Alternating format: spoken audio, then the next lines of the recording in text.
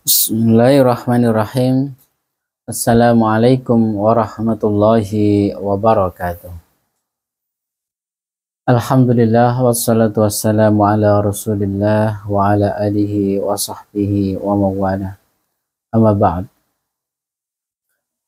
Hadirin sekalian, teman-teman yang berbahagia, pada pagi hari ini kita akan mencoba mencuplik apa yang akan kita kaji, yaitu tentang berbakti kepada orang tua. Dalam hal ini adalah berbakti kepada ibu. Ini penting sekali. Jadi dalam kitab Al-Adab Al-Mufrad ini banyak sekali ya akhlak-akhlak yang diajarkan, dan ternyata akhlak yang pertama yang diajarkan adalah akhlak kepada kedua orang tua. Ini artinya, dan memang dalam Al-Quran setelah akhlak kepada Allah, yaitu menyembahnya mukhlishina lahuddin, gitu ya, secara ikhlas. Yang kedua adalah wabil walidaini ihsana, gitu ya, dan terhadap kedua orang tuamu maka berbuat baiklah. Nah, gitu ya. Jadi ini selaras dengan satu bait, inna lil walidaini haqqan alaina ba'da haqqillahi fil ihtiram. Bahwasanya kita mempunyai setidaknya dua kewajiban. Pertama, kewajiban kepada Allah, Allah ta'budu illallah. Yang kedua adalah wabil walidaini ihsan.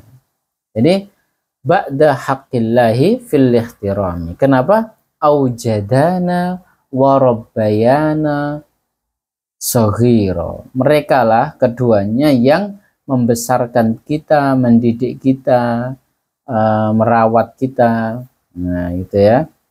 Fastahaqqa nihayatal ikrami. Karena itu, karena posisi itulah yang membesarkan kita, membiayai kita, menyayangi kita, maka mereka berhak untuk mendapatkan pengakuan yang tinggi-tingginya. Yang menarik adalah bahwasanya Bapak Ibu sekalian, sebenarnya kalau kita kita mencoba untuk berpikir filosofis, yaitu sebenarnya apa yang membuat orang tua itu demikian sayang, gitu ya. Jadi Bapak Ibu sekalian, kalau kita pikir-pikir, orang tua ya manusia, sama-sama membutuhkan makan, minum, dan lain sebagainya. Anak pun demikian, gitu ya. Toh anak itu pun ada kadang-kadang yang justru malah kurang berbakti. Bahkan ada yang tidak berbakti, menentang orang tua, membunuh bahkan, meskipun sedikit. Tetapi memang mayoritasnya, namanya orang tua itu pasti sayang kepada anaknya, gitu ya. Yang menjadi pertanyaan, oh iya, ini sebenarnya desain apa yang sedang Allah berikan kepada kita, ya Allah. Jadi Bapak Ibu sekalian, institusi keluarga adalah desain transenden, gitu ya. Desain transenden yang, atau mungkin saya ingin mengistilahkan sebagai divine mechanism, gitu ya. Mekanisme ilahi, gitu ya, yang disediakan oleh Allah ya untuk memastikan kontinuitas generasi, gitu loh. Maksudnya kasih sayang yang diberikan oleh Allah itu adalah cipratan, maksudnya itu adalah percikan dari kasih sayang Allah yang jauh lebih besar, gitu ya. Jadi indah sekali, gitu ya, bagaimana Allah itu menciptakan hubungan kasih sayang yang demikian dekat antara orang tua dan anaknya itu ya melalui mekanisme perkawinan. Bayangkan, salah satu contoh adalah apa hikmah dibalik kenapa kok wajah kita tuh mirip, maksudnya diwarisi oleh anak kita gitu ya. Kan gitu. Pernah enggak kita berpikir seperti itu ya? Kenapa seorang anak itu mewarisi ya apa namanya wajah ayahnya dan wajah ibunya, bahkan wajah kakek neneknya gitu ya. Ya ini jangan dianggap hal biasa. Memang memang itu biasa karena sudah menjadi hukum alam ya. Tetapi sebenarnya hikmahnya adalah sayangilah anakmu karena di situ ada dirimu gitu maksudnya. Dan itu adalah mekanisme Tuhan untuk menjamin kasih sayangnya tercurahkan kepada manusia. Bayangkan andaikan anak itu tidak didesain sedemikian rupa sehingga wajah ayah itu tidak diwarisi oleh anaknya, mungkin ya tidak sesayang itu ya.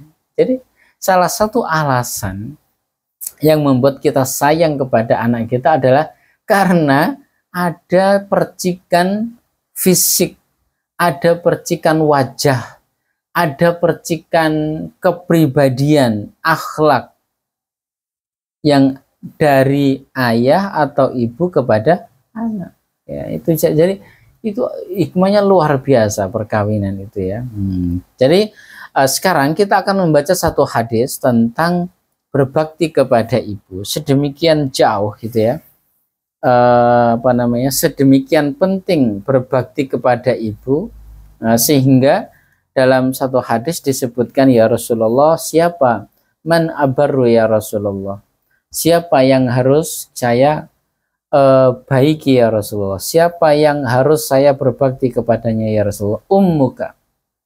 Ummuka itu sekali. Man ya Rasulullah, ummuka. Man ya Rasulullah, ummuka. 3 kali. Yang pertama adalah ibu, yang kedua adalah baru abuka. Ini sangat penting sekali Bapak Ibu sekalian.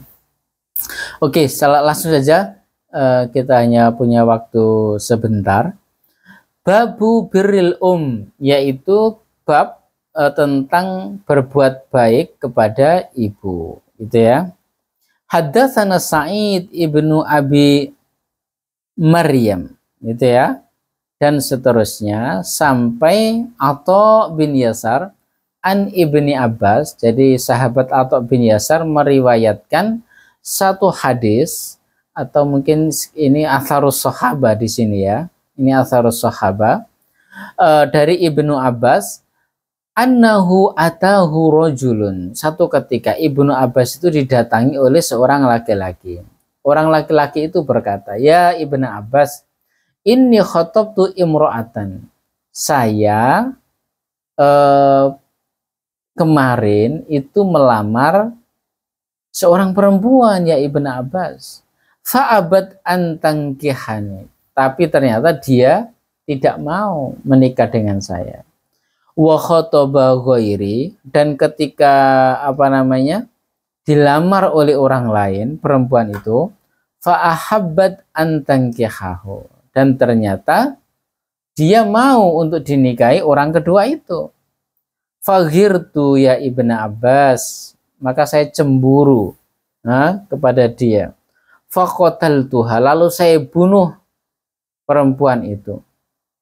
Fahalli min taubatin ya Ibnu Abbas, wahai Ibnu Abbas, lalu masih terbukakah pintu taubat bagi saya? Apa yang dikatakan oleh Ibnu Abbas? Ummuka hayyatun? Ibu kamu masih hidup nak? Qala la ya bina, ndak Ibnu Abbas, tub ilallahi azza wa jalla. Lalu apa yang disebutkan oleh Ibnu Abbas? Bertaubatlah kamu kepada Allah, wa taqarrab ilaihi mastata'ta, dan berusaha sedekat mungkin dengan Allah. Fadhahabtu, maka pergilah orang tersebut. Fasa'altu, maka bertanyalah Atok bin Yasar tadi itu kepada Ibnu Abbas, Ibnu Abbas, lima sa'altahu an hayati ummihi. Apa hubungannya pertanyaan kamu, ibunya ada atau masih ada atau tidak, dengan dia minta taubat dari dosa membunuh perempuan tadi? Apa yang dikatakan oleh Ibnu Abbas? Inni la a'lamu amalan aqrabu ilallahi azza wa jal min birril walidati. Aku tidak mengetahui amalan yang paling memungkinkan gitu ya, yang paling disukai Allah kecuali min birril walidati. Dalam konteks anak tadi itu sebenarnya kalau dia punya ibu, maka ibunya itulah surganya. Al jannatu tahta aqdamil ummahat.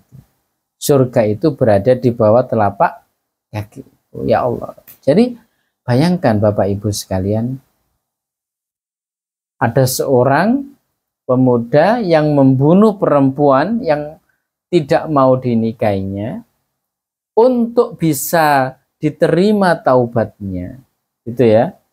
Apa yang disarankan oleh Ibnu Abbas, sebenarnya ia hanya perlu menemankan taubat itu dengan berbakti kepada kedua orang tuanya.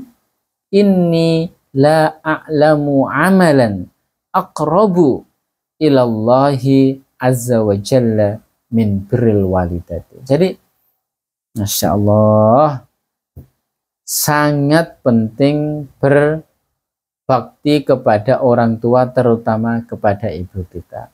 Maka dalam hadis lain disebutkan roghima anfuhu, roghima anfuhu, roghima anfuhu. Celakalah seseorang, celakalah seseorang, celakalah seseorang. Celakalah seseorang jika ia mempunyai seorang ibu atau orang tua yang masih hidup, kok dia tidak masuk surga. Masya Allah. Maka benar-benar, ayo Bapak Ibu sekalian, saya terutama berwasiat kepada diri kami pribadi.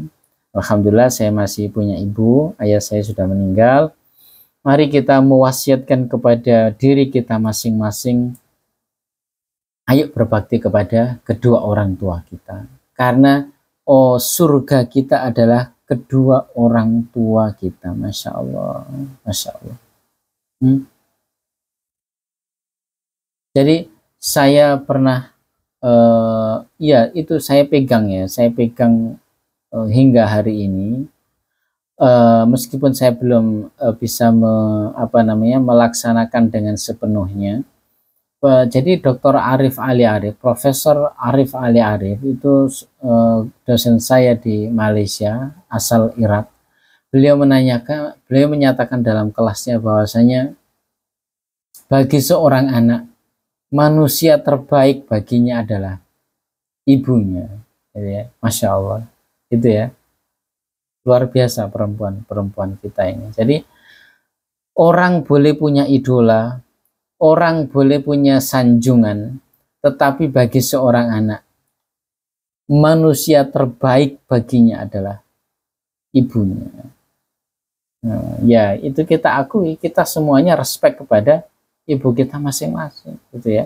Jadi dilanjutkan oleh Dr. Arif Ali Arif, coba usahakan setiap bulan itu ya, atau dalam waktu yang teratur, telepon ibumu kalau kamu di tempat yang jauh. Karena surga kita itu ya ibu kita itu. Nah, adapun kalau sudah meninggal, Masya Allah, Islam mengajarkan kepada kita awwaladin salihin yada'ulah, kita mendoakan. Kita mendoakan ibu kita, kita mengamalkan apa yang diajarkan oleh bapak ibu kita. Kita membayar hutang-hutang kalau ada yang ditinggalkan oleh bapak ibu kita. Dan ini juga kalau ibu kita, ayah kita sudah meninggal, jalinlah silaturahim kepada orang-orang yang mempunyai jalinan persahabatan yang baik dengan ayah ibu kita. Itu termasuk sama dengan membahagiakan ayah ibu kita. Masya Allah, indah sekali ya, indah sekali.